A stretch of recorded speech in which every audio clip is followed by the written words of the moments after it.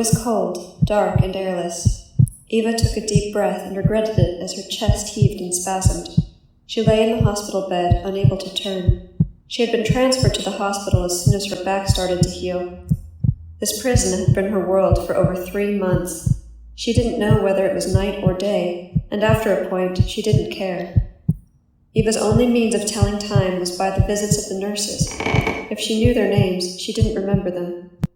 One particular nurse seemed to delight in injecting her with drugs that made her so sick she would retch until the pains in her chest and stomach made her cry out. You were never a good patient. Her nurse told her that a friend was going to visit, but she wasn't told much else.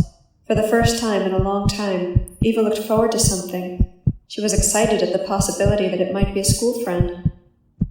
Logic didn't enter her mind to inform her anyone coming here wouldn't be doing so for a friendly visit.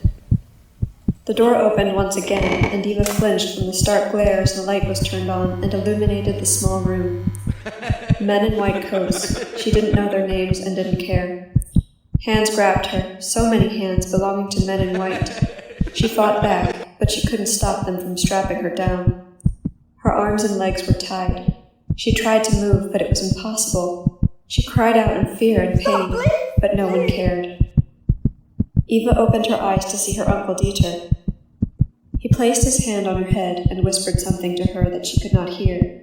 The only sound she heard was the sound of her heart.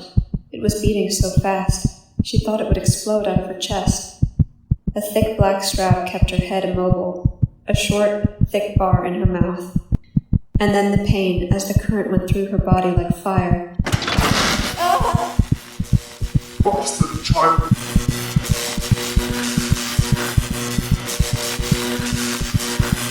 No! Eva screamed and struggled to sit upright. The blankets were wound around her, which caused her to thrash around, believing she was being held down. Her breath came in shallow gasps as she woke from the recurring nightmare.